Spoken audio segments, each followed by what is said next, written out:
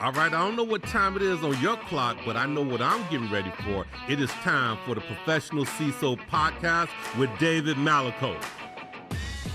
Welcome, one and all, to the Professional CISO Show. I'm your host, David Malicoat. This show is an exploration of the topics necessary to transform the role of CISO into that of a professional. All right, gang, our guest is Anand Singh. Currently, he is the SVP and CISO at Alkami Technology. He's held positions at U.S. Bank, Target.com, United Health Group, and Caliber Home Loans. Do you believe in the idea that we got to professionalize this role? What are your thoughts on that? I absolutely believe that that's the way things have to be. The role of the CISO has to evolve. A CISO has to be a true executive. And to me, that's what professionalization means. Being a true executive means that you are able to understand the business and you are able to drive the business and use security as a mechanism to drive the business. The risk management function needs to be an independent function for separation of duties reasons. A CISO should not measure the risk and certify it on behalf of their own organization. There has to be some separation of that where someone is independently looking at it. So to me, risk management function is broad for an organization. It includes your financial risk and other risks of the company, talent risk, people risk, all those things. The way I see it is a CISO is a funnel of the cybersecurity risk into the chief risk officer and their organization. In 10 years from now, 60% of the Fortune 500 will become irrelevant if they don't use AI very effectively in their organizations. So you mentioned an ACD.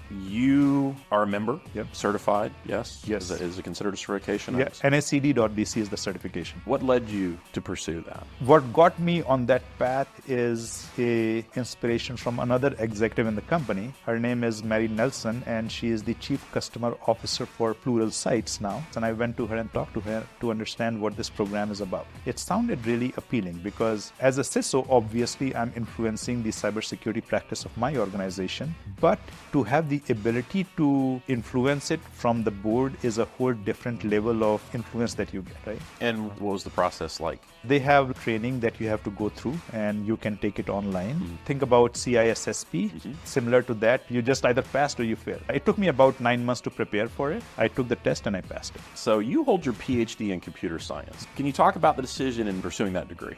The reason why I wanted to do my PhD was because I wanted to take one problem and take it all the way to the end over years, not over days, not over weeks, not over months, over years. I needed to train my mind to stick with a problem for 3 or 4 years. This is what it took me to solve it. We're professionalizing the CISO role, so please subscribe to the Professional CISO podcast.